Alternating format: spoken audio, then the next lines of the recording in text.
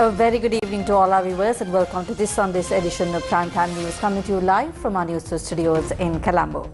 I'm Arundhati Mudanayaka. Let's start off with a look at the stories making headlines this evening.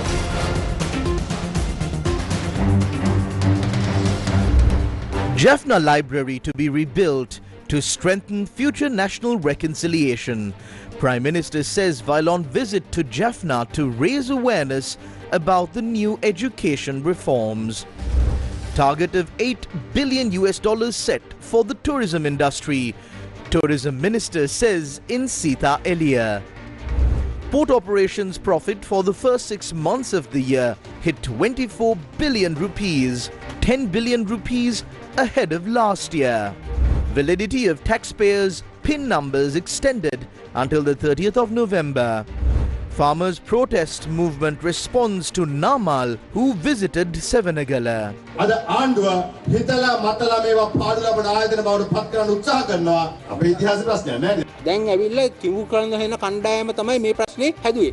Motorcycle used by suspects in Gandhara shooting found. Investigations underway to locate the shooter. Ignoring US warnings, India orders oil from Russia.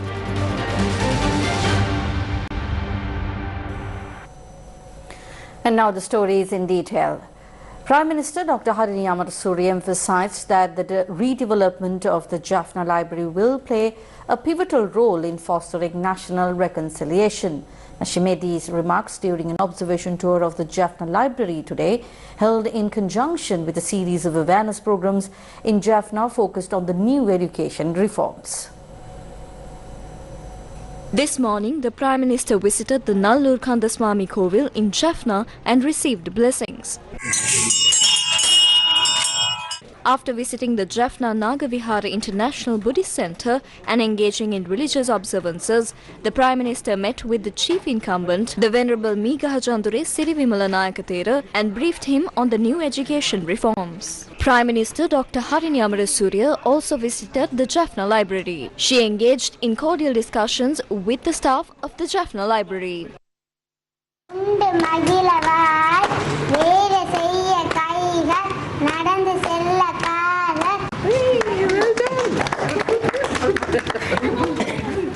Japna Library එකට ටික වෙලාවකට හරි එන්න ලැබීම ගැන මම සතුටු වෙනවා. I am very happy that I was able to visit the Jaffna Library even for a short while. This is an important location in the history of our country for several reasons. One of the biggest blemishes to our coexistence took place here. I believe that the burning down of this library is a mistake and a tragedy that we can never forget.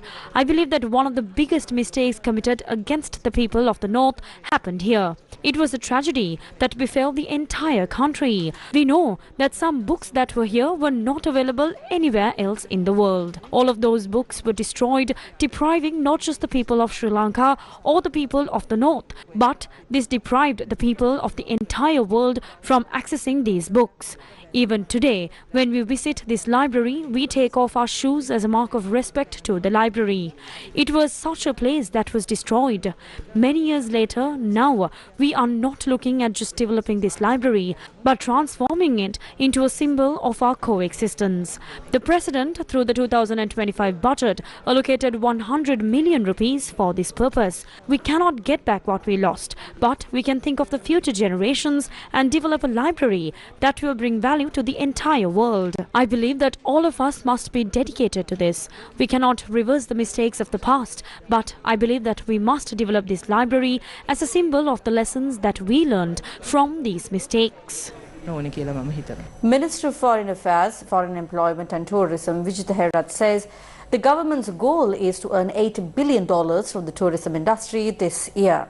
He made these remarks while attending an opening ceremony at the Sita Amban Kovil in Nuwara. A new meditation center and another building complex at the Sita Amban Kovil in Nuwara were declared open today.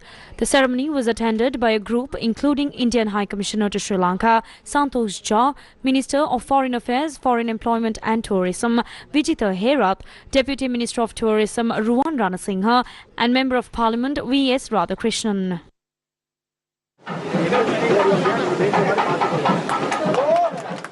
අද ලංකාවට වැඩියෙන්ම එන සංචාරකයන් ඉන්දියාවෙන් තමයි පැමිණෙන්නේ. Today, a majority of tourists visiting Sri Lanka are from India. Most of them are religious tourists. A large number of Indian tourists come to visit and worship at places like the Sita Amman Kovil and the Koneshwaram Kovil and Khatragama. This is a great strength for us because, as you know, we were in a state of economic bankruptcy.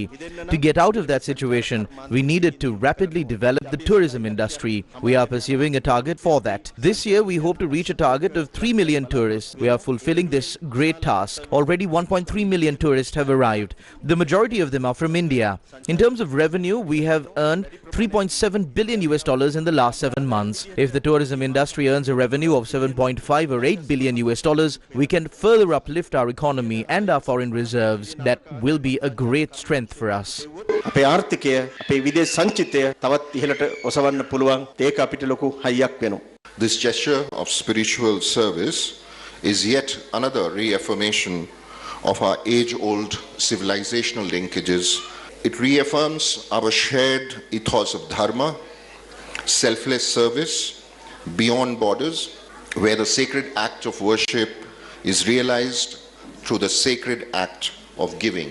During his recent visit to Sri Lanka in April 2025, Prime Minister Shri Narendra Modi announced India's commitment to support the expansion of the infrastructure at the Sita Amman temple. This announcement will not only contribute towards further strengthening our people-to-people ties, but will also boost tourism for Sri Lanka. India is already the top source of tourist arrivals into Sri Lanka. In May 2025, we contributed 35% to the tourist arrivals in Sri Lanka. We are working with the government of Sri Lanka to further develop proposals in this regard. It would be important that we conceive this also as an infrastructure project focused on building facilities that attract more pilgrim tourists to this location. Prime Minister Shri Narendra Modi also announced India's support to the Sacred City Complex project in Anuradhapura and the expansion of the Tirukodeshwaram temple in Trincomalee. I take this opportunity to reaffirm India's commitment to work with Sri Lanka towards continuously enhancing our cooperation, whether it is tourism, people-to-people exchanges, trade and investment, connectivity, or cultural and educational cooperation. The issuance of temporary driving licenses to foreigners at the airport began today. Minister of Transport, Highways, Ports and Civil Aviation, Bimal Ratnayaka, Commissioner General of Motor Traffic, Kamal Amarasinghe, Chairman of the Airports and Aviation Services, Harsha Bevikrama, Chairman of the Civil Aviation Authority, Sunil Jayaratna, and other officials attended the event. The first temporary driving license was issued to an Indian national, while the second was presented to an Italian national.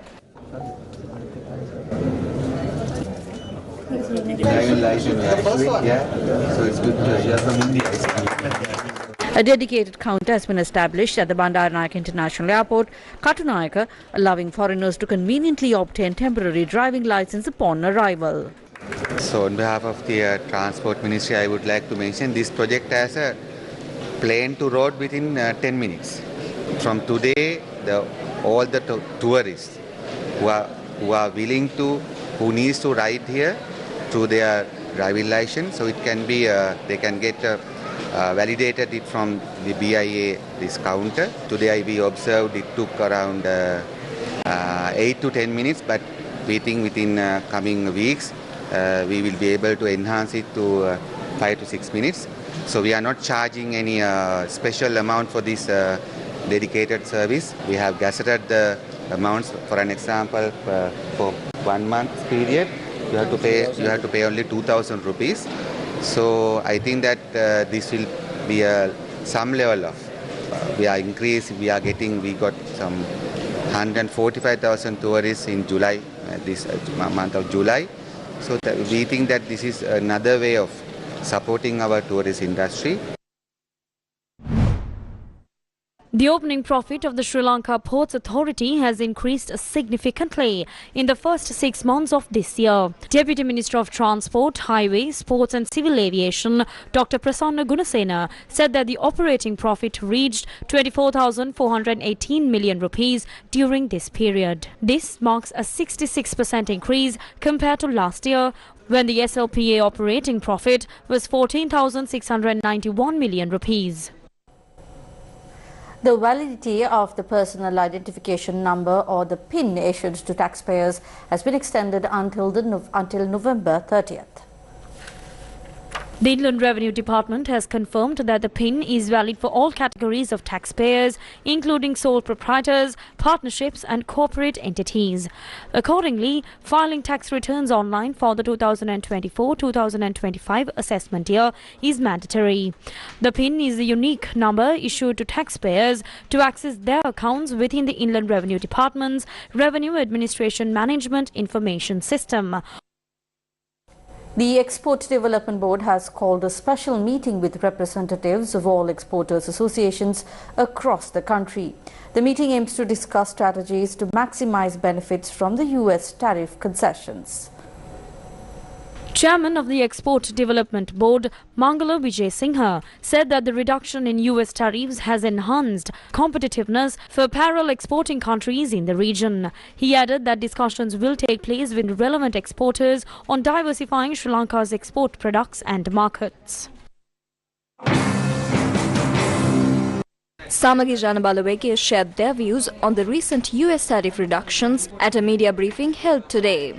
120ක් දක්වා අඩු කරගන්න හැකියාව ලැබීම මම හිතන්නේ රටක් විදියට අපි ලැබපු ජයග්‍රහණයක්. I believe that reducing tariffs to 20% is a significant achievement for our country. This milestone was reached by setting aside political differences and enabling us to compete effectively in regional markets.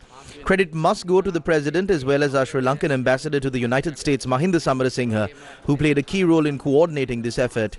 We also extend our gratitude to the entrepreneurs, consultants and private sector stakeholders who contributed to these discussions.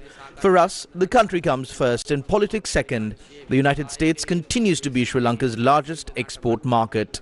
ගමනාන්තයේ තියෙන තනි රටක් වශයෙන් ඇමරිකානු එක්සත් ජනපදය. These are the views expressed by Minister Vasantha Samarasinghe on the reduction of US tariffs and its benefits. Trump's ජනාධිපතිවරයා විසින් 144ක් ලෙස. We reduced the 44% tariff imposed by President Trump. We were able to bring it down to 20%. Ours is the country that has achieved the largest reduction. We have achieved the largest reduction among all countries. This has provided significant relief to industrialists, exporters and manufacturers. Even the opposition has acknowledged this achievement, which shows that the work being done is effective.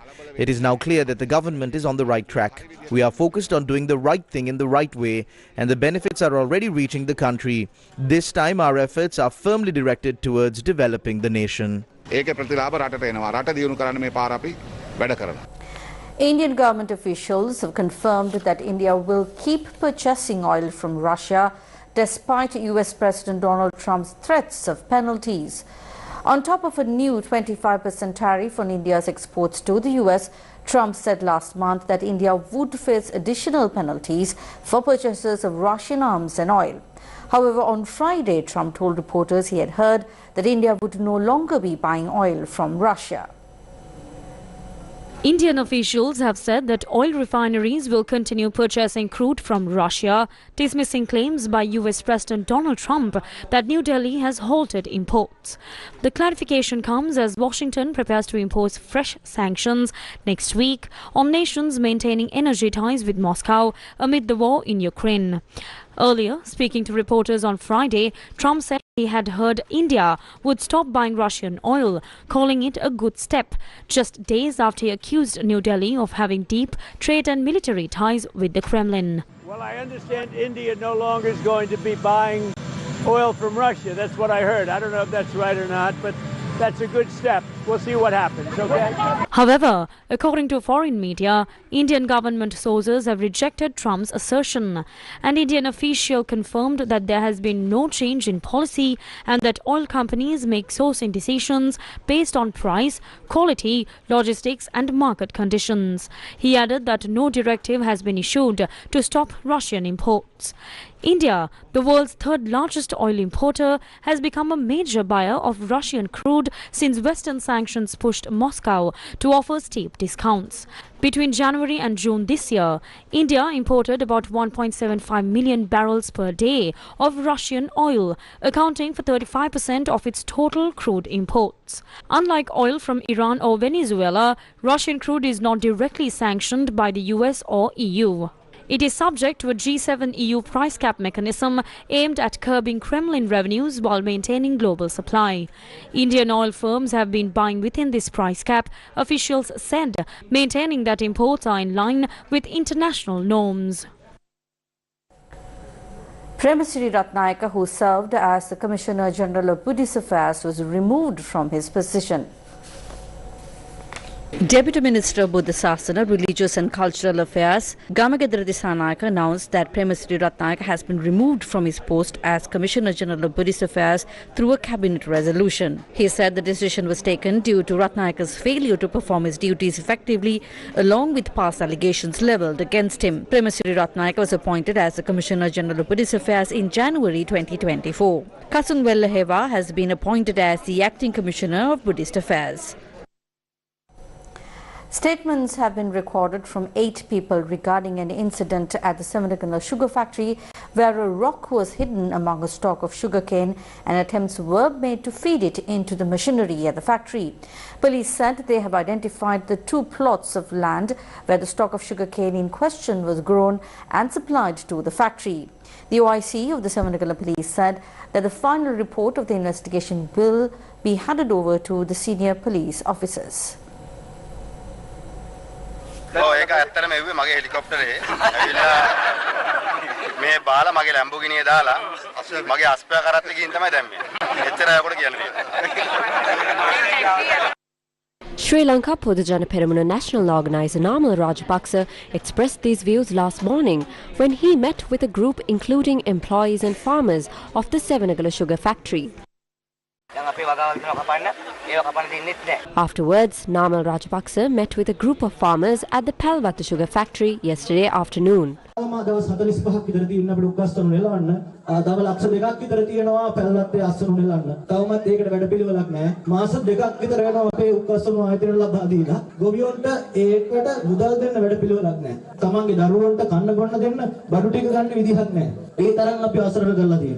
අද ආණ්ඩුව හිතලා මතලා මේවා පාඩු ලබන ආයතන බවට පත් කරන්න උත්සාහ කරනවා තමන්ගේ හිතවත් ව්‍යාපාරිකයන්ට මේවා පවරලා දෙන්න. මේ ආණ්ඩුව තනිකර බොරුවෙන් කටයුතු කරනවා. එක පැත්තකින් සංස්කෘතියට ගහනවා. දැන් අධ්‍යාපන ක්‍රමයේ ලොකුම ප්‍රති ඉතිහාස පාඩම. එමුණ කියන ආණ්ඩුව. ඉතින් ඉතිහාසය අයින් කරන්න ඕනේ. ආණ්ඩුවේ ඉතිහාසය හොඳ නැහැ. අපි මොනවා කරන්නද ඒක? අපේ ඉතිහාස ප්‍රශ්නයක් නැහැ. ආණ්ඩුවේ ඉතිහාසය හොඳ නැති වුණාට. The farmer struggle movement claims that the issues plaguing the sugar factories, including Sevanagala and Palwata, as well as the broader industry, were caused by the very people, those who are now in the opposition, who are shedding crocodile tears over the matter. The opposition, who couldn't face anyone over this issue, have now started doing politics in Monaragala. 2 days ago, Sajith Premadasa came to Palawata, gathered farmers and spoke. Yesterday, Namal Rajapaksa held 2 rounds of meetings in Sevanagala and Palawata. These politicians, who had no leg to stand on, are now trying to take up this issue and stand up. The government must be held fully accountable because these are the very people who created the problems in the first place. The same group now in the opposition shedding crocodile tears are the ones responsible for it.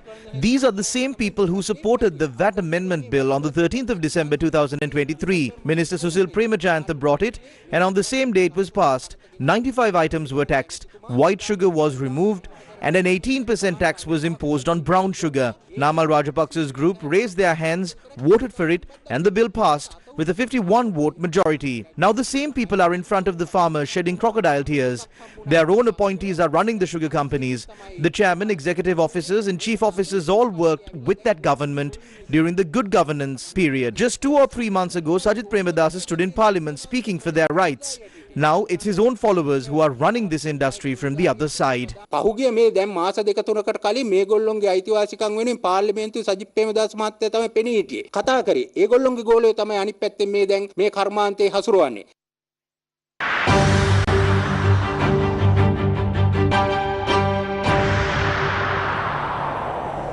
Gampahadeva, a close associate of organised criminal Kehel Badar Patme, has been arrested. He was taken into custody at the Bandaranaike International Airport when he attempted to travel to Thailand. Meanwhile, a businessman was injured during a shooting that took place in Kapugama, Gandhara.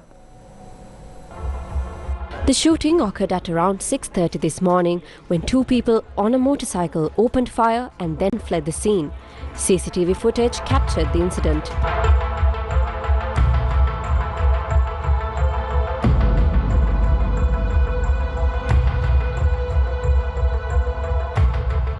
The victim is a 48-year-old businessman and father of 3. Police said the shooting was carried out using a T-56 firearm and 8 empty cartridges were recovered at the scene. The businessman sustained minor injuries to his leg and was admitted to the Mathura General Hospital where he was treated and later discharged. This afternoon, officers from the Police Special Task Force found the motorcycle believed to have been used by the gunmen abandoned near the Amunagodala Canal in Yatiana.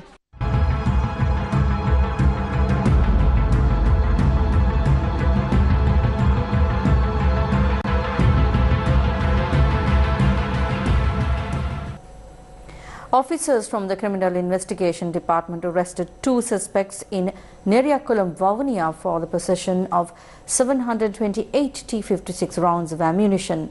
Police said the steps have been taken to detain and question the suspects for 72 hours. An ex-LTTE member was arrested on the 21st of last month during a search operation in Kiribati. He was travelling in a 3-wheeler at the time and was in possession of a T-56 firearm, a magazine and 36 rounds of ammunition.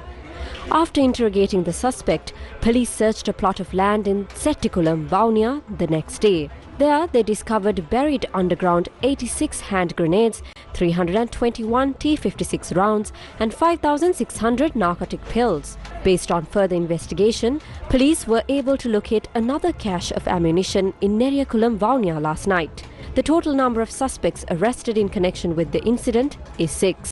3 are being detained for questioning, while the other 3 have been remanded on court order.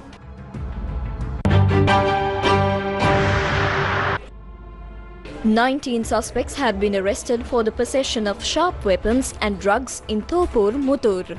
Police stated that they were apprehended during a search conducted based on a tip-off that a group of people were gathered suspiciously.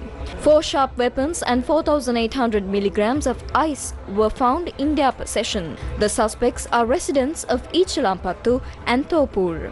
After being produced before the Muttur magistrate, the suspects were remanded until the 11th of August. Minister of Public Security Ananda Vijaypala says 15 police special task force teams have been deployed to tackle organised crime. He emphasised that safeguarding public security remains a top priority for the government.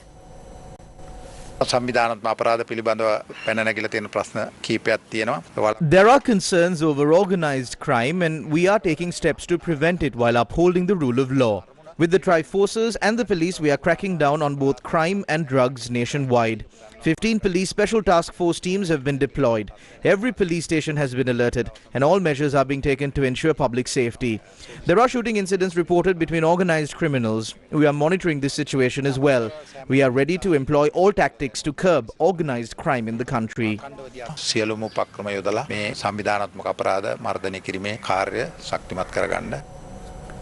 The 263rd annual feast of the Talawila St. Anne's Shrine, which is highly revered by the country's Christian devotees, was held today.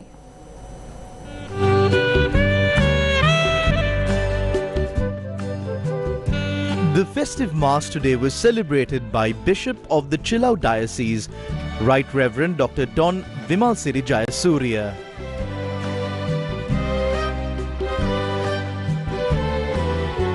ස්වාමීන් වහන්සේ ඔබ සමග වනසේක්වා. ඔබ සමගද වනසේක්වා. The Talawila St. Anne Shrine, dedicated to St. Anne, the mother of the Virgin Mary, is a great blessing, especially for the people whose livelihood is fishing. At the end of the Mass, a procession carrying the statue of St. Anne paraded around the shrine. Santana Maniani Risutmange Maniange Mata Veni Apanisa Yatnya Kalamanava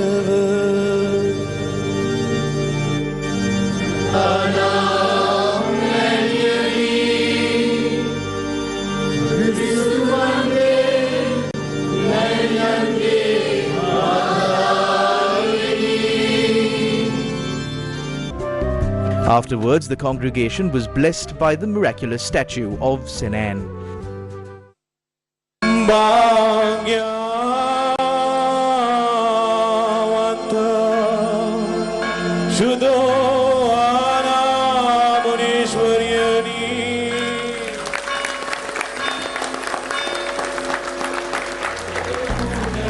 A large number of devotees from various parts of the island attended the annual festival of the Talawila St. Anne's Shrine.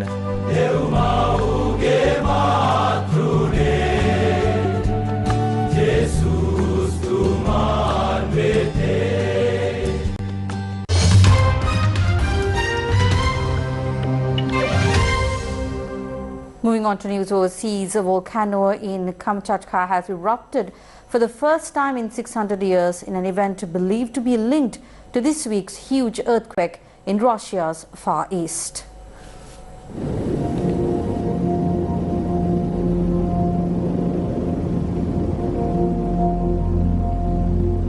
A volcano in Kamchatka in the far eastern Russia has erupted for the first time in more than 600 years, which experts say may be linked to this week's massive earthquake. The Krushenikov volcano erupted overnight in the Kamchatka Peninsula, which was the epicenter of the 8.8 magnitude earthquake that triggered tsunami warnings for Japan, parts of the US and the Philippines on Wednesday. The Kamchatka branch of Russia's Ministry of Emergency Services said that an ash plume rising up to 6,000 meters has been recorded following the volcano's eruption. The volcano itself stands at 1,856 meters.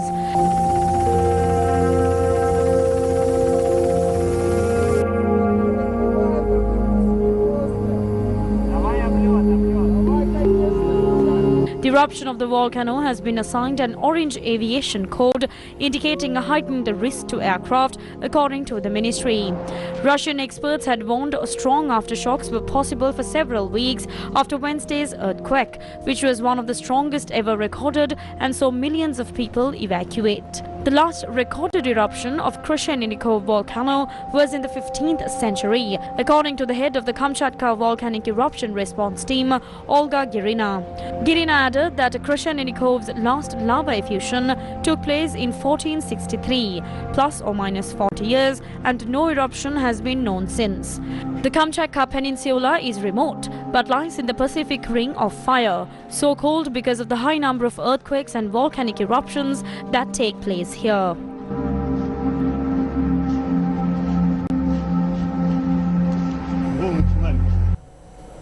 The Colombo Toastmasters Club hosted its 42nd presidential installation ceremony yesterday. Colombo Toastmasters Club, Sri Lanka's first Toastmasters club with a history spanning 42 years, held its installation ceremony for the 42nd president in Colombo yesterday.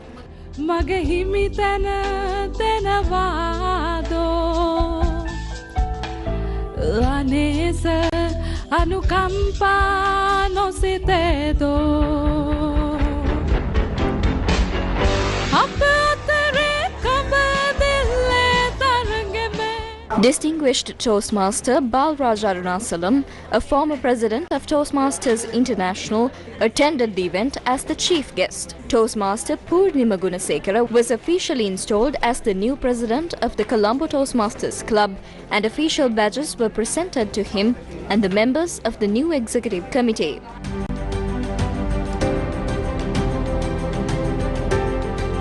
A group of officials from District 82, under which the Colombo Toastmasters Club operates, was also present at the occasion.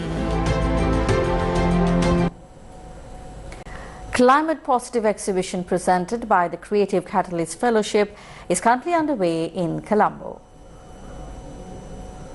Climate Positive, presented by the Creative Catalyst Fellowship, showcases the power of creativity in driving environmental transformation. Launched in 2024, the fellowship brought together 10 creative practitioners from across Sri Lanka, working alongside scientists, conservationists and system thinkers. What you see here is the culmination of 10 different creatives coming from different parts of Sri Lanka that are bringing in different practices of creativity together. There are sculpture artists, there are painters, there are photographers, there's storytellers and there's makers who are involved in this exhibition, but there's one thread that weaves them together, which is that they are working under the thematic area of climate positive. There's many engaging immersive activities throughout this exhibition, and we invite you to come, be part of this, understand how these 10 creatives works with nature, not just in criticizing our actions, but in imagining a climate positive future for Sri Lanka. The exhibition presents a diverse collection of creations that explore how we can move beyond sustaining the environment to actively regenerating it, connecting individual, social and global perspectives. Climate Positive exhibition will run until the 9th of August at the Barefoot Gallery in Colombo.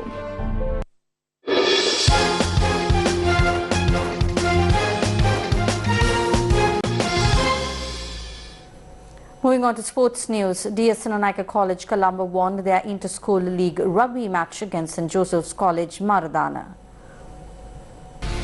DS Naika College Colombo emerged victorious in their inter-school league rugby match against St. Joseph's College Maradana. The match, played for the Plate Championship, took place at the CRNFC grounds in Colombo. The first half ended in a tie, with both teams scoring 15 each. In the second half, DS Naika College scored 22 to secure the victory. St. Joseph's College only managed to score 21 points in that half. Following a thrilling contest, DS Naika College won the match 37 to 36. DS Naika College scored 6 tries, 2 conversions and a penalty kick. St. Joseph's College scored 5 tries, 4 conversions and a penalty kick.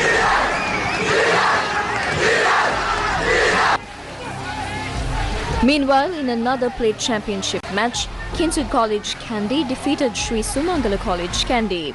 Sri Sumangala College led the first half with a score of 22 to 17. However, Kingswood College scored another 17 points in the second half to secure their victory, while Sri Sumangala College failed to score in that half. The match ended with Kingswood College winning 34 to 22.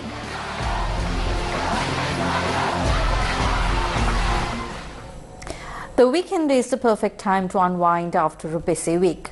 Many of us enjoy spending it on a relaxing vacation. For those seeking some fun gaming activities, here's a look at a new spot that just opened on Marine Drive in Kolupitia.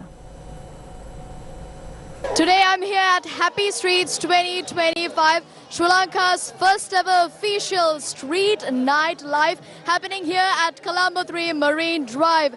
Well, this entire road has been closed off just for you since 6 a.m. in the morning today up until 11 p.m. tonight.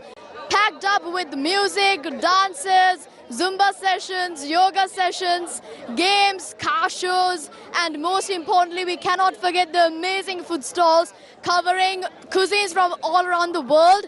Well, talking about the energy over here, it's electric and the crowds are massive. So if you're not here yet, come down, grab your friends, grab your family and come down to Marine Drive to make this city alive together at Happy Streets 2025. I'm Vinuji Seniratna reporting to you from Happy Streets 2025.